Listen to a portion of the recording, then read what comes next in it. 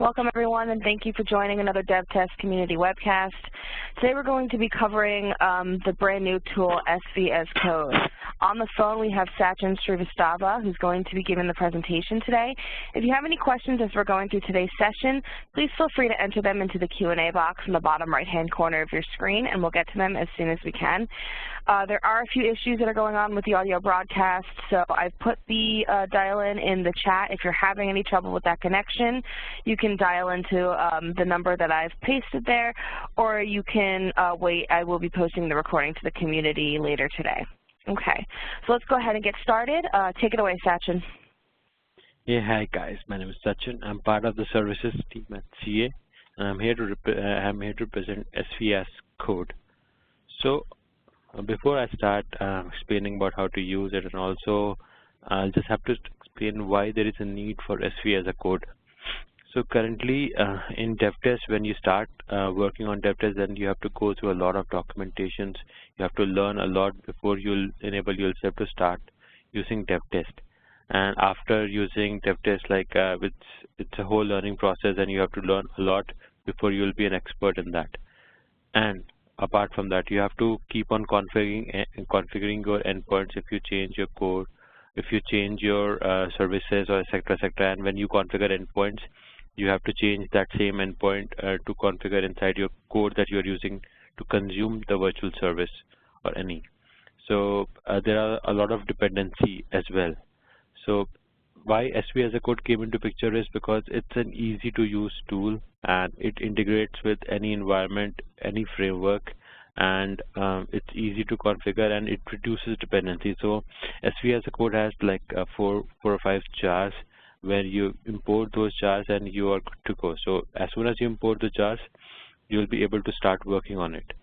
So this SV as a code is targeted to developers who want to use easy to use configuration code, and they don't have to depend upon the services to be available or not. So this SV as a code will come into picture when the services itself is not available, like it's under construction, and you want to use REST responses or whatever responses for that service and test it in your code or in your JUnit. So that is where SV as a code will come into picture. Yeah. So what is SV as a code now? So it's a lightweight way to define your virtual service. It's a very easy to use tool.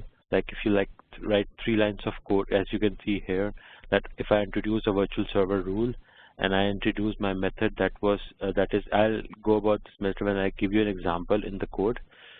So as soon as you create a virtual server rule and you provide the virtual server definition, you are good to go. So you have a virtual server which is going to replace your existing RESTful services, and as soon as you use this code, it's going to provide you an output which can be defined by the developer. So whatever, let's say for example, like if you have a REST API which is under construction, and you already know that from this REST API I'll get this response. So actually you can store that response within the JSON body, the option that is here, and you can use this method virtual service definition to get the response without the actual service being available. So it's like, and also this can replace your live session as well. Like, so maintaining live APIs are a bit costly and all. So for a general people to write their JUnit and test with live APIs, it's like too expensive. So replace your live API with this line of code, and you will be able to test your code, test your JUnits and all, like the code coverage and all. Everything can be done using this virtual server definition. So what this definition will do is that it is going to provide you a virtual server environment where it is going to give you the response which is expected from the actual API. So it works in a similar way. As soon as you write these 3 lines of code, like for get or for post or etc. Any kind of HTTP method is supported here for REST, and when you write these 3 lines of code, you'll get a response. So I'll show you in a code. I'm just giving you a high level, like what is SV as a code? So SV as a code is a lightweight way to define virtual service.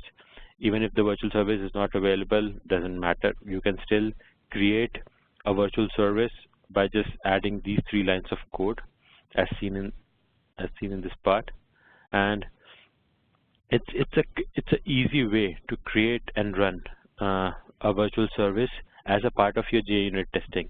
So it integrates very quickly with your JUnit. So whatever code that you have written in JUnit to test your REST APIs, to test your responses, request and response, exactly your code will remain the same, only instead of getting a response from the live API, you are replacing your code by adding these 3 lines. Yeah, so going forward, it's an easy to use API. So it's not that hard to learn. Like if you just import the jars and you start working on it, it's like the same way that you are using REST APIs. You are providing a URL, same URL you are providing here as well. The only difference is that it is not consuming, you are not consuming anything from live APIs. Everything is getting replaced by this virtual service. Now, what are the key features here? So key features, before I'm going to go about the key features, I'll give you an example like how to download it. So just go to GitHub section as mentioned in the slide here, github.com ca devtest SV as code, and you can see here that there's a GitHub page, and you can just click on the release part, and you can have SV as a code. So it is a zip file which is like a 5 MB zip, and it contains all the jars that are required for SV as a code. So it will contain all this. So these are the 5 jars that are required for using SV virtual definition. So we are creating a virtual definition here. So these are the jars that are required for them, and apart from these are the common libraries that are required. And if you want to use HTTP client, it's your wish. Whatever way you are calling the REST API, it's totally your wish. And but in order to utilize this SV as a code, you need to import all these jars here. So these are the 5 jars you need to import, and these are the additional jars in case you require like common code, common IO, like simple like a JUnit jar. If you are using a different version of JUnit, it's your wish, but it's bundled in the SV as a code zip that comes from the GitHub. Okay, why SV as a code is coming into picture is that it does not require any configuration tweaks. Like when you do use DevTest or any other tool from CA side, so it requires a lot of configuration from endpoint perspective. You have to change your code to point to a different a virtual service. When you create a virtual service from the live APIs, then you have to point out the endpoint that is created from that. Keep on changing code if somebody else modifies it and reruns it. So there is a lot of configuration tweaks that is required in order to run a virtual service and test it out in your local. So there is no configuration tweak required. As long as you have a JUnit written, just add the 3 lines of code as mentioned here, and you are good to go. So there is nothing else that is required, and these 3 lines of code is going to actually replace your live API or under development, or some API which is under development. Now, so these easy to download, ready to use is available in GitHub, and you can straight away go here and click on download, and you will be able to download it. And so this virtual service doesn't use any extra memory, so it runs within the Java application memory. So whatever memory that is required to run that class, it's using that same memory. It's not utilizing extra memory to run it. So within the same app memory, it's running. So this is one of the key features of SV as a code. It's easy to use, no configuration tweaks is required. It is very convenient to developers that they don't have to rely on somebody giving them a virtual service. They can create their own virtual service without having to do much of changes. So like just like adding a 3 lines of code will give the developer the convenience of creating their own virtual service. And the definition remains the same. Like when you define how to create a virtual service, you will first create a server rule, and then you'll start creating the definition of what kind of method you're calling, for get, for post, etc. So it supports all the HTTP RESTful methods like HTTP, post, put, get, anything that is supported. So it supports it.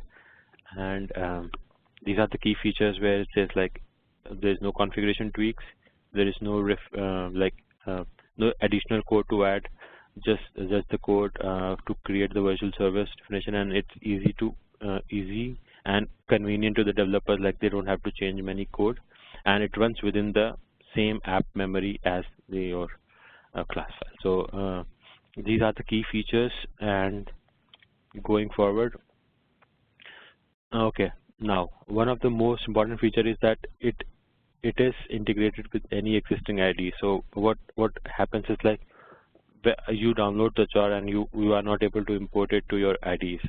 It doesn't work like this. So it is integrated with any existing ID, Eclipse, IntelliJ, NetBeans, etc. And what happens is generally in your DevTest there is always endpoint created. So you have to keep on changing those endpoints in your code to map to that particular server. Here everything is auto-generated, so there is no code changes required to map the endpoint, and it's available in your code. So whatever server you provided in the code, it's gonna map to that. So you can define a server and you don't have to change it anymore. And apart from that, so what happens is like when I'm developing REST API, so I know what is the request and what is the response that I'm getting. So if you have a request response available in a text file, then you can import that and you can share it across team so that they can use the same request response pair to do their testing. So it supports asset sharing, and it's for example, like it's this SV as a code supports REST and SOAP services as I mentioned at the start. Web service virtualization needs whatever web service virtualization like REST or SOAP, it supports both. Now, before I come to this slide versus the DevTest, I'll just give you an example how to use it. So when you'll go on this site for GitHub, there will be a code example how to use it. So this is like generic example. I'll give you some more example which is available at the docOps site for CA. So this is the docOps site for SV as a code, and this gives you all the information like how to get started, how to configure it, where to download it, and what all the imports that is required from the jars. So SV as a code has these 5 jars. When you download it, it will have the classes, the required classes to create a virtual service. So what you have to do is that import those classes, and then you can start working. Now, apart from how to use it, there is a sample code library also available, which is giving end user examples like how to use it, where to use it, and how to create a request response. So I'm just going to go through the code that I have created for the demo perspective. And before I start with the code, like any questions as of now, like or do you have, anybody has any doubt, they can simply write on the chat and I can answer it. No questions as of right now. As Sachin said, Q&A box in the bottom right-hand corner if you have any questions.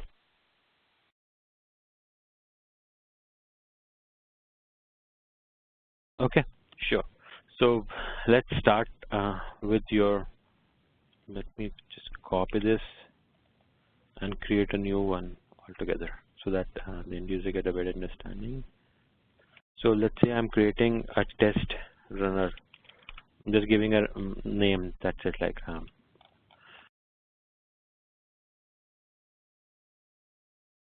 so this will be my test runner. So the JUnit test runner. Let's give it JUnit test runner.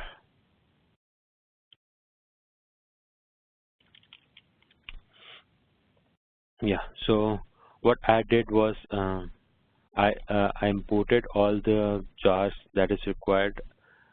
So if I go here and see my build path, so I'll have all the jars, which is and this is supported with IntelliJ as well. So I have IntelliJ. I have configured all the same thing in IntelliJ as well. The same code is here as well.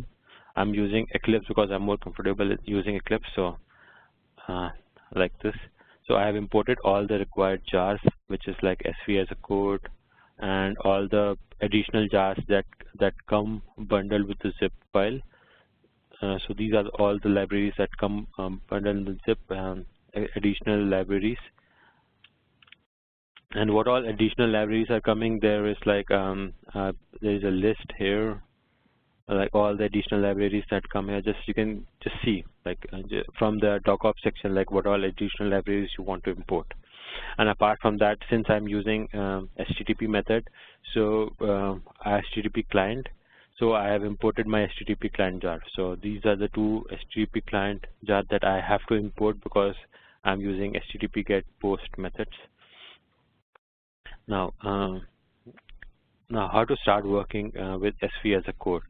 So if you simply go to the code libraries, you'll see like there's a lot of example of get and post method, how to create get and post method, and then there is a test class.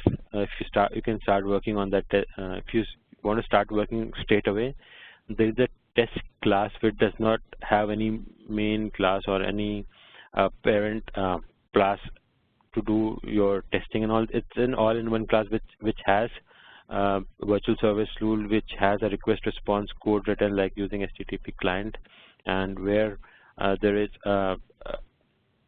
JUnit testing for assert equal or assert true or false is there.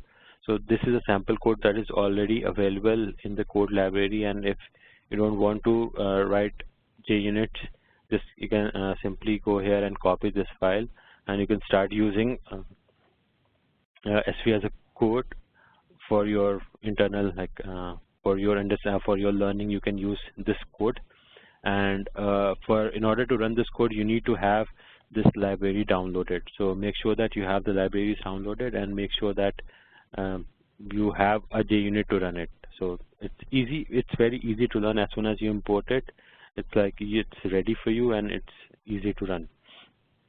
So now what I have here written is I'm consuming my API.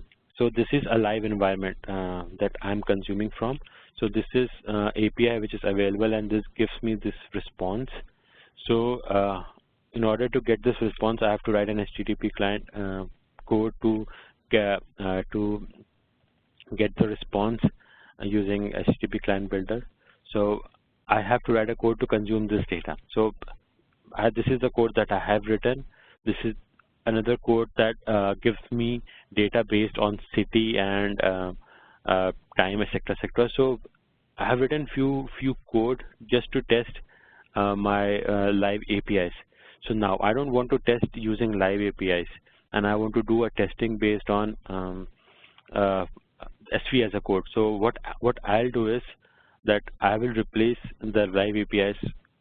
I'll create static variable at the, like I'll create a global variable here as a URL, and I'll place this URL here so that I don't have to rewrite this URL again and again. So now what I know is that if I hit this REST API, I will get this JSON data as a response. So now if I know what response I am getting, like if I say, if I don't want London UK response, if I say I want Paris and France response, I can get Paris and France response as well. So what I'll do is like I know what kind of response I'm getting from my REST APIs.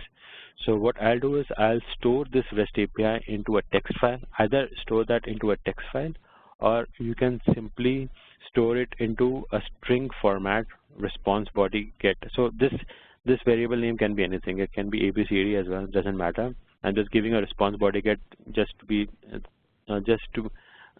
for the demo, because I'm getting a response and I'm storing it into a JSON data. So whatever response that I'm getting here, I'm storing it here in form of a string. So everything, if you see here, this is my response from starting to end, which I am getting from my REST API. So I know my responses which I'll get from my REST API. So this will come handy when there is no REST API is available at all, that you know what kind of response you will be getting from the REST APIs, and then you code based on that. So this is going to come handy when there is no REST API, and when there is live API and you don't want to keep on hitting that live API because it's expensive. So now once you hit the live API, you get a response, just store it in the text file, whatever way you want to store. It's your wish. For me, I can store it in a text file, and I can store it as a string. So I'll just open the text file. So this is how I store my text file. So this is the basic response that I get when I hit this URL, HTTP 200. Let me give you the example itself, like how the response comes. So just let me run as it. So this gives me a response like this. So this is when I use my own code to hit the server and get a response. So I get a response like this. So this is a normal response, and this is from live APIs. So what I have to do is that I don't want to use my live APIs. I know what responses that comes from the live API. So what I'll do is, like in the JUnit, let's say I don't have this as of now. So this is my sample code which does not have a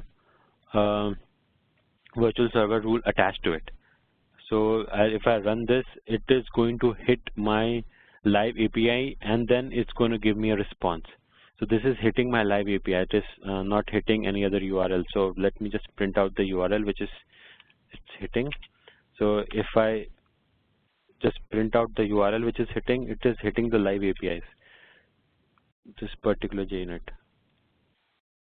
So this is hitting my live API. So now what I'll do is that instead of my live APIs, I'll start using a virtual server rule. So let's say, for example, I'll say virtual server definition.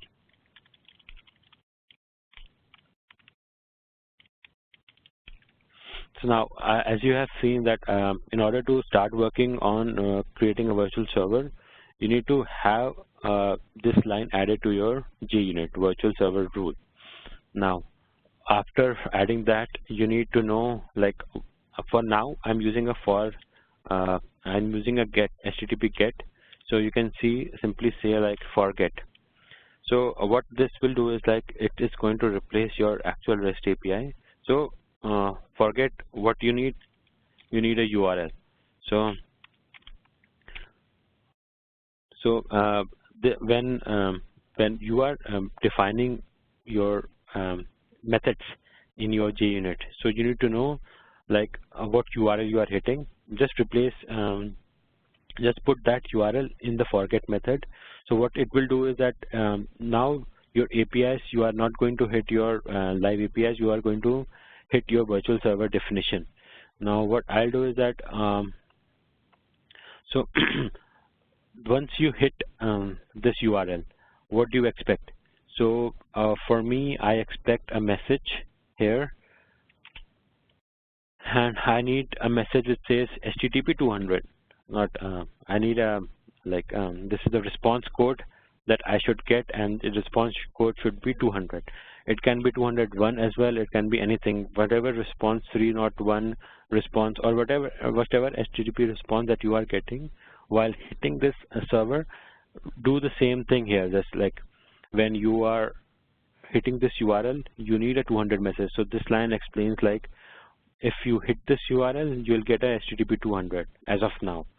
Now, apart from HTTP 200, you need a JSON data, right? So what I'll do is like I'll use with JSON body. So it has you can use content type as well. You can read it from a body, the JSON response that I told that you can store it into a file as well.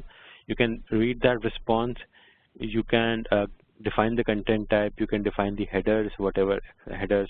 Like if your code, if you have added headers, if you have added content type, if you want to make it more generic, like if you want to be more realistic, like replacing your actual REST APIs, so provide all this information. Otherwise, like if you simply want just test what response that is coming, you can simply use the with JSON body. And what I'll do is like I'll use the variable that I created at the top here, right?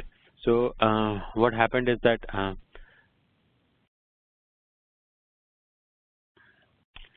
so this is how I define my virtual server rule. So this JSON body, you can actually hard code it as well. It doesn't matter. Whichever way you want to do it, you can hard code. If you want to hard code and just compare the two data, then like do assert equal, etc. Whatever. Like this JSON body is something that you already know, which comes from the REST API. So I've already copied this and replaced it here. So you don't actually have to have any virtual service, any REST API or web services running. You can replace it, replace this line, and you'll have your own virtual server. And I click on save here. So what will happen is that this is going to interject between hitting my code hitting this URL, the live API. Instead of that, it is going to hit my JUnit is going to hit this virtual server. So I'll just run the virtual server JUnit again, and as you can see, it's giving me the same response, HTTP 200, and it's actually replacing the live API.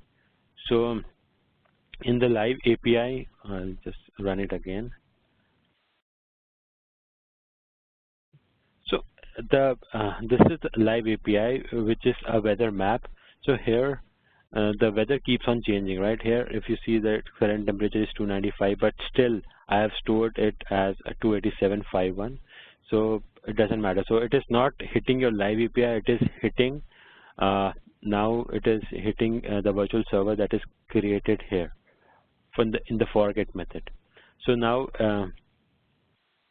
apart from that, so this is REST API, which, let's say for example, this is the REST API for the weather map, which is under construction. So this API doesn't exist here, right?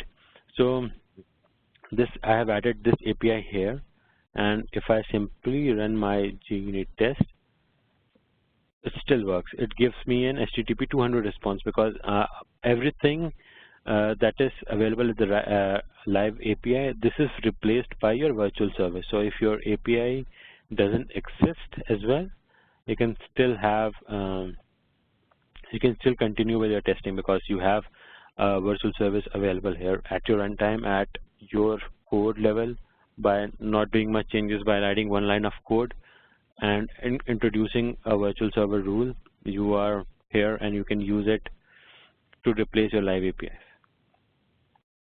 So this is how to start working on SVI as a code or get that. Similarly, if you have for put or for post method, if you want to put some responses similar way, like forget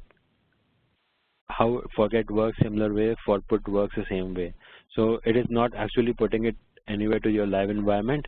It is just getting a virtual server created and you're putting it to that. So you can keep rerunning the HTTP post or put multiple times to test your code. So if I just simply do a run for HTTP put, so I'll say I'll get an HTTP 200 OK, because it is not hitting my live APIs. It is hitting it is hitting the virtual service that is created by using this line of code. Any questions as of now?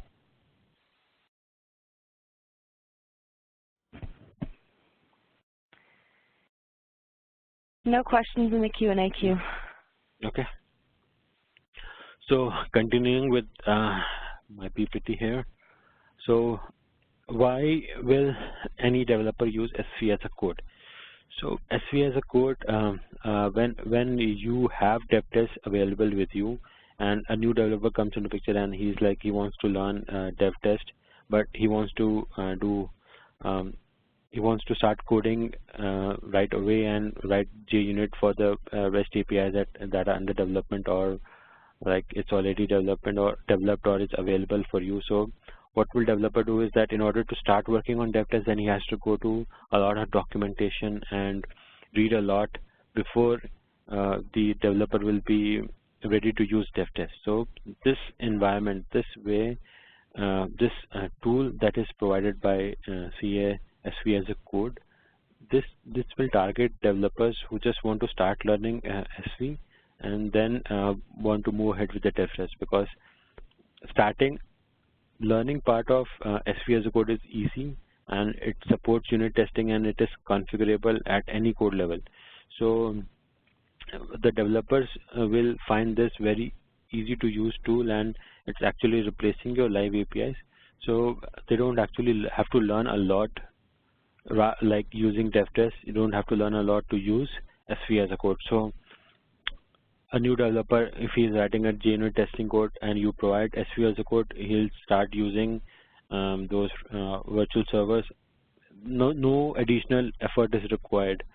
But eventually, if you learn DevTest, that is a whole different thing. If you are expert in DevTest, you can do whatever you want to do. But for a starter, for a developer who is new to this automation part, so if he wants to develop a virtual service on its own, and it doesn't have to rely on any third person to provide him a virtual service, so the developer can create his or her virtual server and then start using it. It is not that difficult, and this is like a very generic tool that is there.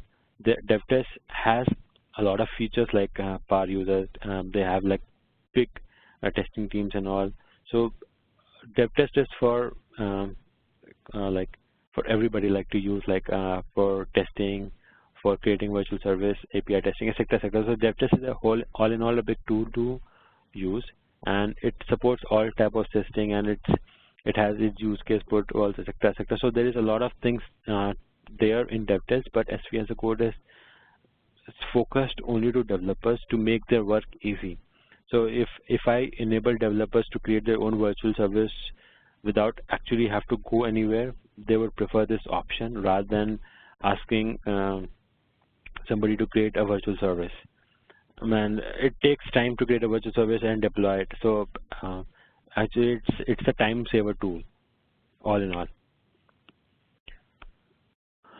So this is the SV as a code example with the GitHub part. And if you want to learn more how to do a different kind of assertion and all, like there is all code library available in a DocOps site, and it's given a lot of examples like how to construct your responses and how to do a read from a file, etc., etc. So all the examples are given here in the code library, and when you simply go to GitHub part and download it, and if you don't want to write a JUnit code, then there is already available a sample example of JUnit with get and post method, and it is not calling any main class or any class internal, like it's all in all JUnit test. So you can anybody can start working on this, and similar way, like as mentioned, like that in order to replace your live APIs, this forget method or for post, or so as of now it supports for put, forget,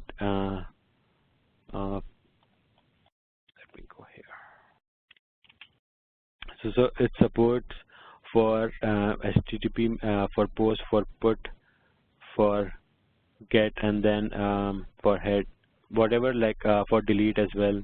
So it supports all the methods that is required from web service perspective.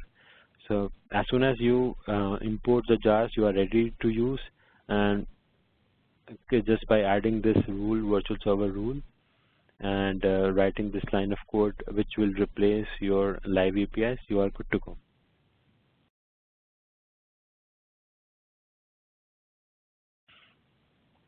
I think if I'm ready for questions now.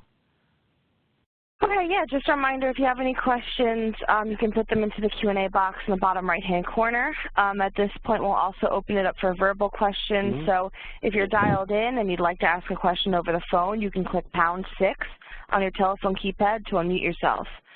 We do have a few questions in the Q&A box. The first question is, what is the perfect use case for SVS code? So perfect use case means like whatever JUnit that you have written, and whatever like if you have a REST API available and you don't want to hit your live APIs, or if you don't have a REST API available and you just know what response you're getting, you can use SV as a code.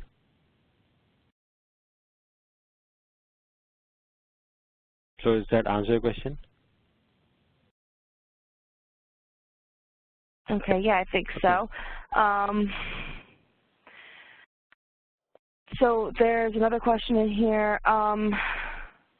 Can forget, open parentheses, close parentheses, for put, open parentheses, close parentheses, etc., be supplied outside of an individual test case? For example, what if I want to define the virtual service for all tests in my JUnit class instance? So I'm using only JUnit itself, like this is my JUnit. You can use forget for both in the same method itself. It doesn't matter as long as you are replacing your live APIs. Okay. This is actually a JUnit test code. This example with the one that I'm showing is a JUnit test, and you can have multiple methods inside this. Okay. There's another question. I have a query. How to set up meta responses for SVS code virtual services? Can you repeat the question? How to set meta responses for SVS code virtual services? Meta responses. Am I hearing correct? Method responses. Yeah. Okay. Yeah. Okay. So what happens is that you can set up using global variables, or at the time when you are defining the method to use. So you can set up responses here itself that I showed with JSON body, or you can store it in a global variable. So what happens is when you hit a REST API, you know what response you will be getting. So what we generally do is like copy the response and store it into a response body get. So this is an example variable. It can be any variable. So what I do is that I store the response in the variable here, and start using it using the JSON body option. You can have your string JSON body XML as well. So whatever response that you are getting using your REST API, you can replace it. So it supports with body file, with content header, with string body thing, XML body. So it can support XML body as well. It supports a file as well. If you want to read it from a file, it supports that as well. Whatever, like if you are reading it from a file, or a JSON data, or a simple string body from response, or an XML. So it supports all the things.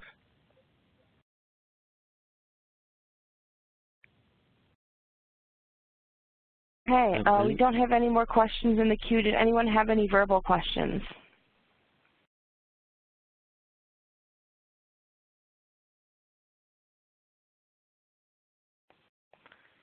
Okay, if there are no more questions, I think we'll close out for, we have one more coming into the queue. Will it be more complicated if we want to use magic strings / conditions?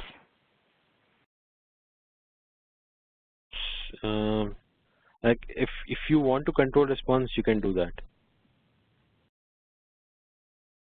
If you want to use it in whatever response that you want to get, you can use it, and like it's like totally dependent on developers, like whatever response that they want. It's not, I don't define anything here. It's totally up to end user, whatever way they want to define it.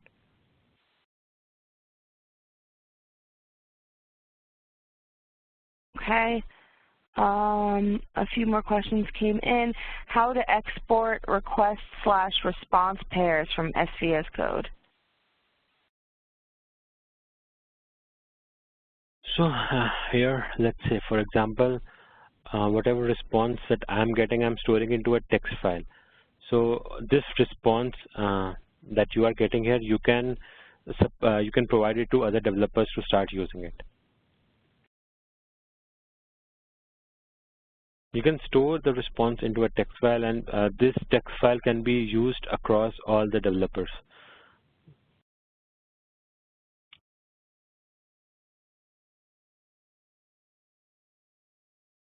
Okay.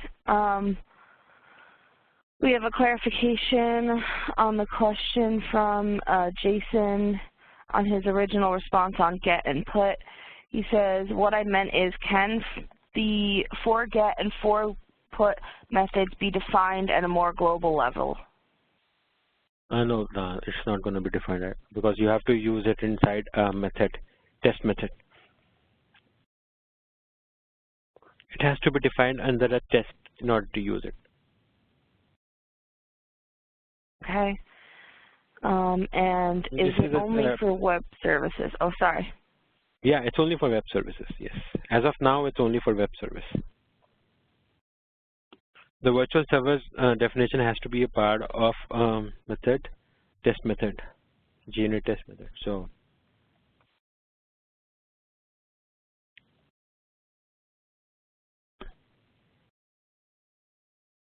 okay. So I think that's it for all the questions that we have. If you guys think of any questions later today, you can always feel free to put them into the community, and we're always happy to answer any questions you have there. We have a entire category set up for SVS code, so you can place any questions you have there in that brand new category. Sachin, did you have anything else you wanted to present today? As of now, this is everything that I have to present. Okay, great. Thank you. Okay, so if that's it, I'm going to open a poll. Please let us know what you thought of the topic today. We take that feedback and use it when planning out future sessions, so we really value your input there. We do have a few more sessions coming up this month. On the 29th, we have a Service Virtualization Roadmap session. That's for SV customers. And we have a community webcast on tips and tricks for upgrading to DevTest 10.1. So if you're interested in joining any of those sessions, please go ahead and RSVP to those on the community and let us know that you'll be coming. Other than that, thank you everyone so much for joining. Thank you, Sachin, for a great presentation, and I hope everyone has a great day. Thanks, Melanie.